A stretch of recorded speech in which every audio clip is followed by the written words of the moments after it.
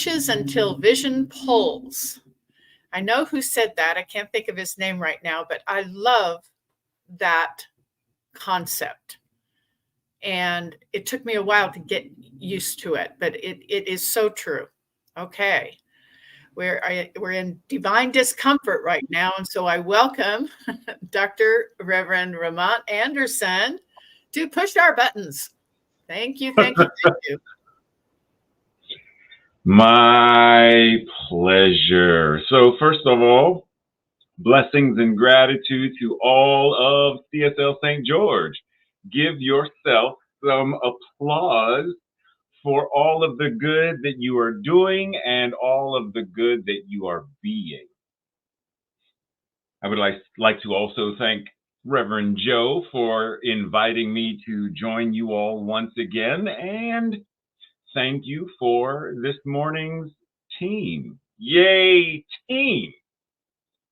So, I feel like I should ask you all before we really get into it. You know, Star did say I was going to push some buttons. So I feel like I should ask you, are you ready to have some buttons pushed? Are you ready to burn some sacred cows? So we're talking about this idea of pain pushes until vision pulls. Felt like Marceau there for a second. In order for us to really go where I want us to go, we have to start off with a reminder that I myself do not use the term negative for bad. I use non-life affirming or life denying. And I do not use the term positive to mean good. I use life affirming. Now we can discuss why all of that, but I feel we need that for the basis of where we're going to go. Because as we proceed into this idea, our invitation is to how do I discern between life affirming pain and pain that is non-life affirming? And what does that even mean in terms of knowing the difference and knowing what to do with that?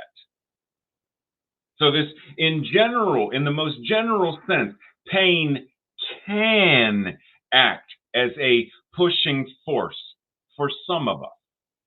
And pain can compel some of us to address any number of varied discomfort, types of discord, challenges with life and life's experiences. And while one's vision might be this general idea of being pain-free or painless as the outcome, this general idea of vision can encourage or be a pulling force that inspires us to move into greater health and well-being, into a forward-moving space of evolution with life-affirming changes in our lives and our experiences, individually and collectively. And this all happens by us recognizing that there is an interplay between what we are calling pain, life-affirming and non-life-affirming, and what we're referring to as vision. And then how do we harness the combined influence of all of this in order to grow, in order to have greater joy and bliss, equity and justice, etc., individually and collectively. It's the only way we create a world that works for all. So in order to do this, we got to start off with a little bit of Merriam-Webster. What is pain? If I were to ask you, give me a definition of pain, what is pain? Now, in the most basic definition, explanation, pain is some kind of physical suffering, discomfort that is caused by illness or injury. Now, it's important to know that pain doesn't have to just be physical. One can be in emotional distress and pain. But in general, pain is also that which causes, inspires, not necessarily suffering, but there can be minor discomfort, minor agitation, minor anxiety. This too can be categorized as some form of, in general, the idea of pain. Now, we say things like, and this quote has been attributed to several different people, so I don't know who actually originated it, but pain is inevitable. Suffering is optional. I understand the concept. And yet, I am also wondering, have we oversimplified that to the point where it is actually causing more harm than good? I understand that for linguistic convenience, we say this. And yet, the moment we say suffering is optional and we see someone suffering, we immediately blame them. We may not say it out loud, but somewhere in our own consciousness, there's the idea that they chose this. For whatever reason, it's their choice. I understand the concept. Does that apply for all suffering? Would we say that those Africans that were kidnapped from the continent and shipped to the United States of America as cargo to be enslaved, that all of their suffering was a choice? Would we say that the Jews and all of the other non-Jews who suffered through Hitler's Germany and the Holocaust, that they chose that? Would we say that anyone at present going through war anywhere on the planet, because there are several, that those who are suffering chose that? So once again, it is important that we understand that for linguistic convenience, yes, we can say quotes and we can bumper sticker phrases, but are we willing to dive deeper? Because see, when New Thought promotes this idea that somehow says all pain serves a higher purpose, that actually that's old New Thought and not new. That old New Thought is actually rooted in a consciousness of colonization and cognitive imperialism. Breathe. When Christians such as Elizabeth Elliot says, suffering is not for nothing, it's connected to an anthropomorphic God. And New Thought is very, old New Thought especially, is very closely aligned with a lot of Christian ideology. Even though it's been morphed and evolved, there are many things that still tie in, referring to God as He, which Dr. Holmes does in the textbook a lot. Because technically, that which is the absolute, the thing itself, is beyond gender.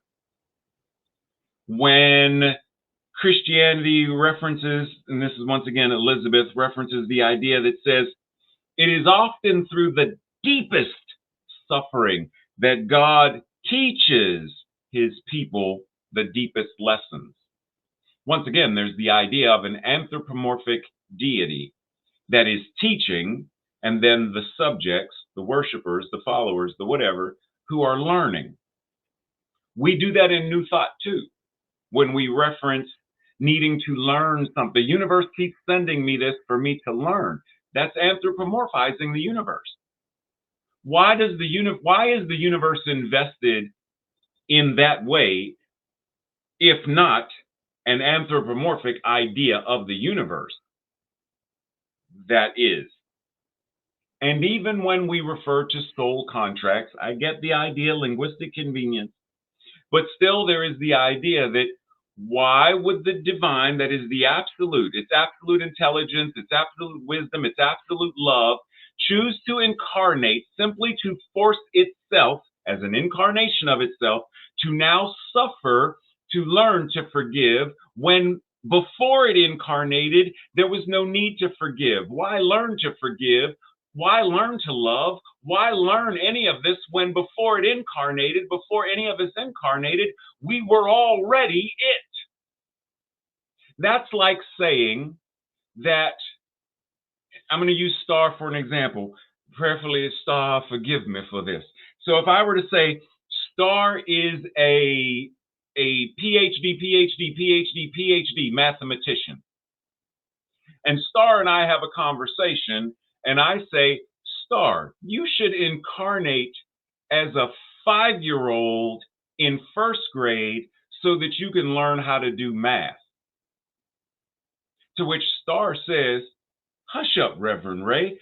I'm already a mathematician. I already know math. Why would I incarnate simply to learn what I already know now? So when we talk about this idea of pain and learning and suffering and learning, it's a matter of, are we choosing to learn something? And are we choosing to learn it regardless of pain and or suffering? Breathe. Good old Nietzsche.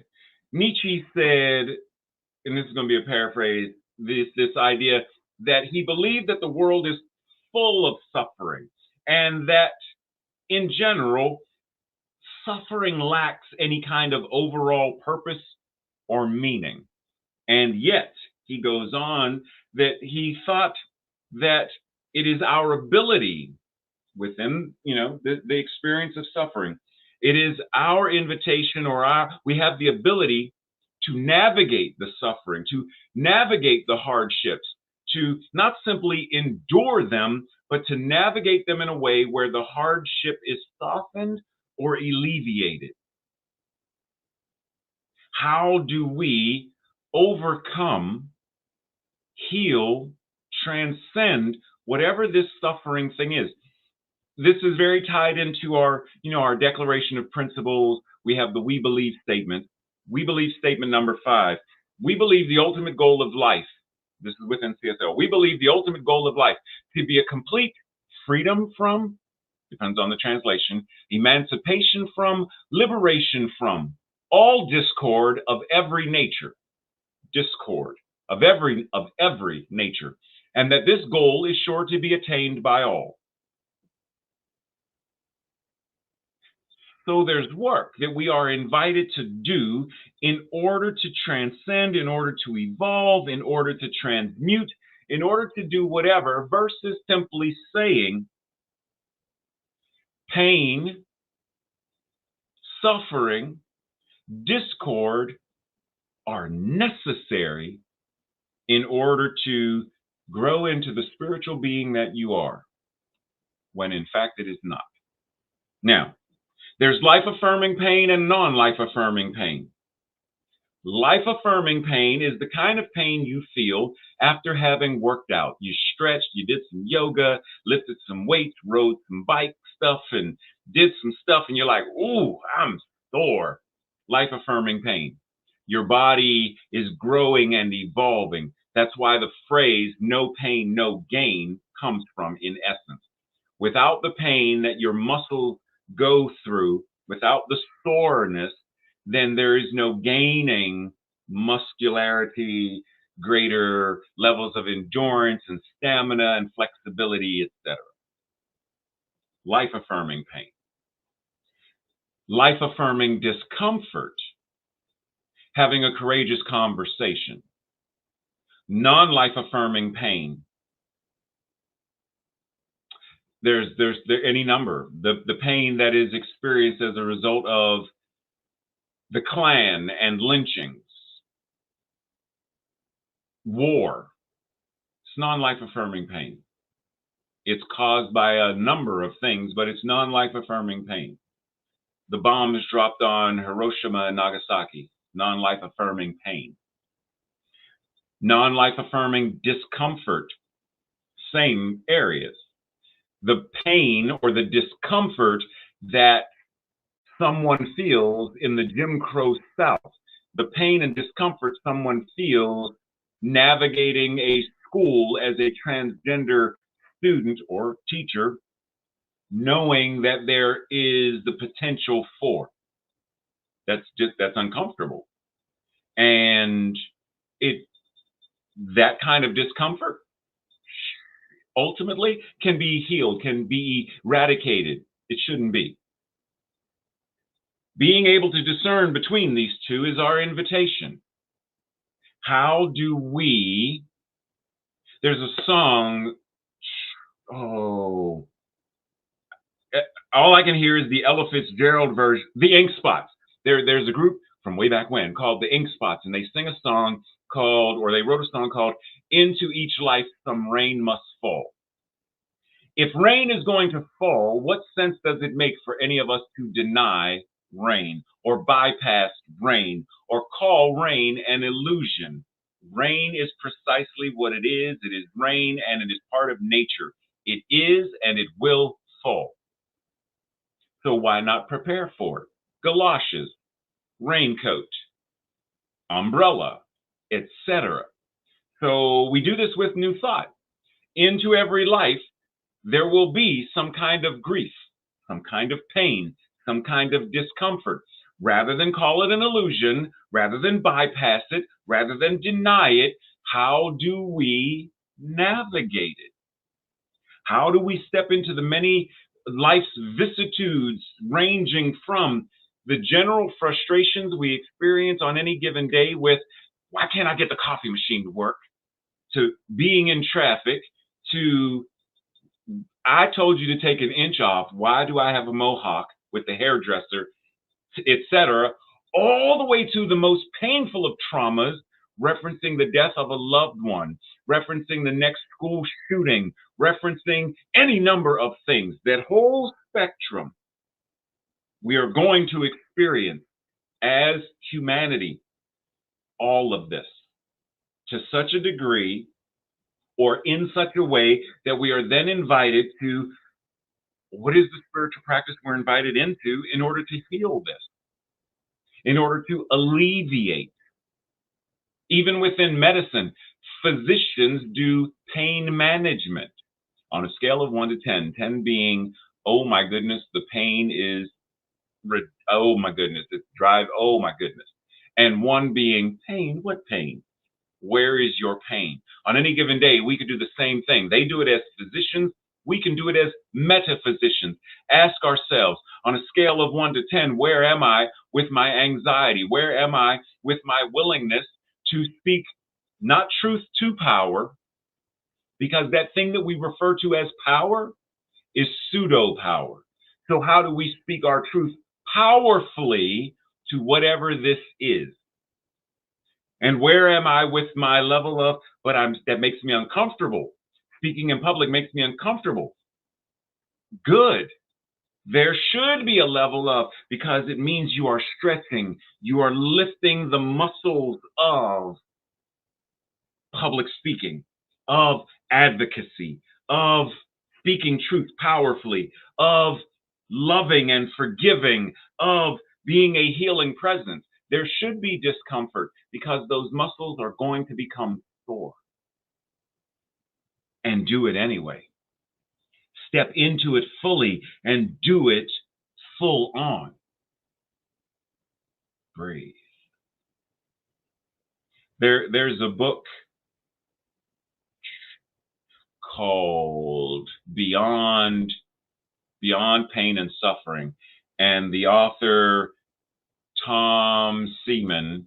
And in the book, he basically talks about how we're invited to address or how to adapt to the various kinds of adversity and challenges we experience in life. And it's this idea of entering into this spiritually. How are we invited to navigate this stuff rather than just bypass it or, no, how do we go all in? Because that's the only way we're going to create a world that works for all. Go all in and bring the truth, bring principle, bring all of that in the same way that if you did a marathon, oh man, my knees are aching now. I just ran a million miles and my knees and my feet, woo, they're swollen, woo. And what do? You get a tub with some Epsom salt, you soak your feet, you get some ice packs for your knees. What is our spiritual tub of water and Epsom salt, so that when we do, and there is swelling and pain, we also have the means, the ice packs, to reduce the swelling, to reduce the pain, to restore us back to our, now I'm ready to do it all again. I'm ready to engage whatever this thing is again. Breathe. Dr. Holmes says, life is for us today. And if I were to ask you, what does that mean? Just pause and check in. What does that mean to you? Because we're also invited into the discomfort of extrapolating and excavating through the words of Dr. Holmes and other New Thought luminaries to identify where is their invitation to once again expand by being open at the top, to truly be in new thought and new thought and new thought, rather than still clinging to a document that is not a living document, rather than clinging to a teaching that is stuck in the 60s or the 50s. How do we continue to dive in and explore to keep the teaching relevant for all of us, including the 6-year-olds who are, and the 8-year-olds who are, and the 13-year-olds who are coming into our centers? How do we make sure that this is still relevant to them? I digress. Dr. Holmes says, life is for us today. There will be no change for tomorrow unless we do the changing today. So we want a world that works for all. The work happens today. He goes on to say, today we are setting in motion the power of tomorrow. A world that works for all, setting in motion today. Today is God's day. Being clear that we are not anthropomorphizing God. Today is the day that is all of God. It is all that exists. Today is God's day, and we must extract from it, we must experience within it whatever of life we are to live. Whatever we are to live, we are the ones who extract from it. Whatever we are to live, a world that works for all, how do we extract it from life so that we live it as an experience and not just a phrase that we say? We want peace on earth, goodwill toward all. How do we extract that? In order to do this, it requires a level of discomfort, a level of honesty, a level of authenticity and transparency that pushes us into the space of vision where vision is pulling. See, we don't have to have pain to be pushed. Inspiration can push. Vision can pull. Inspiration can push. You know, I really feel like painting. Inspiration is like, then go paint. What am I going to paint? And vision says, come here. If we are going to develop this and we are going to manifest it, etc., then we are invited into the space that Billy Cox says when he says life will only change when any of us, when you become more committed to your dreams, and I say your dreams, your vision, your mission, individually and collectively, when you become more committed to your dreams than you are to your comfort zone. Now, in the grand scheme of things, there is nothing wrong with the general idea of comfort zone, right? In the general sense. But when the comfort zone now becomes so seductive that now we become apathetic about extricating or extracting or transforming or evolving because I'm comfortable. Why bother becoming a butterfly when I'm comfortable as a caterpillar? Because it's part of your nature to evolve and metamorphosis yourself. I don't want to. I'm comfortable. When the comfort zone becomes an intoxicant, when the comfort zone becomes a metaphysical opiate, then it's the problem. Being in your comfort zone can be the zone of challenge. I love a good challenge. I love a good, I'm comfortable in that space. So my comfort zone can be the area of challenge and courageous conversation, etc. It can be. So our invitation is, what is my comfort zone? Am I clear on what the boundaries, the territory of my comfort zone? Do I know where the border is between comfort zone and growth zone, or fear zone and transformation zone? Do I know where the territory is marked? If I'm not self-aware enough to know that, then that's part of the invitation. In the same way that the physician says, on a scale of 1 to 10, what is your pain? If I'm not aware emotionally, intellectually, physically of my body, because I'm so busy doing, so busy doo-dooing everywhere that I go with my checklist, that I'm not focused and centered on be present. Don't do present, be present. And in being present, what I am realizing is I am being the very presence that is all that is incarnating itself as me. Be that, be there. And the doing happens naturally. Do I know what that means and what that looks like within my life as a practice, etc.? Breathe. Howard Thurman makes a comment where he says, any tragedy has inherent in it positive good. And I would challenge that once again by saying that phrase in and of itself, just as linguistic convenience, is old new thought, because there are tragedies that have no good.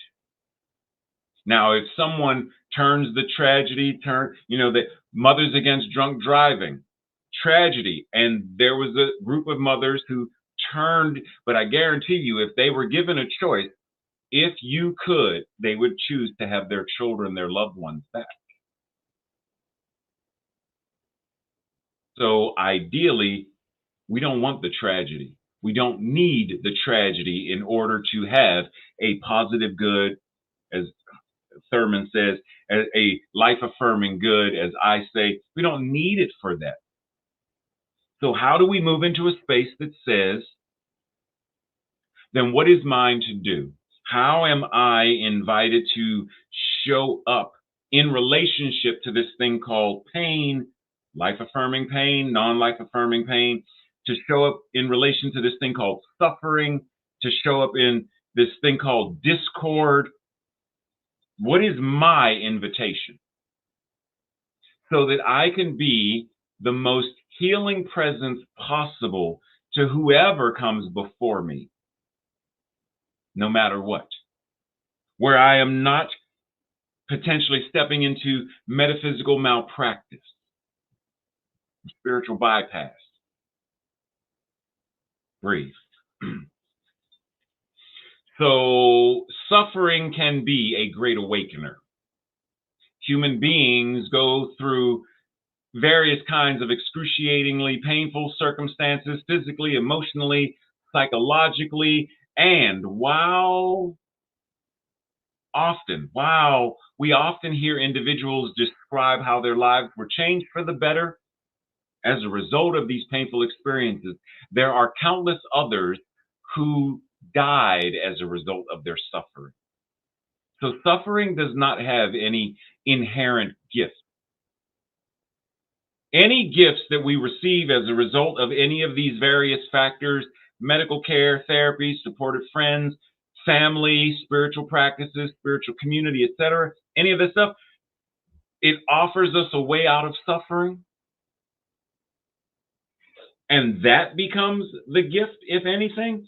But suffering in and of itself as a type of trauma has no gift and has no redeeming qualities. Breathe. So we step into this space of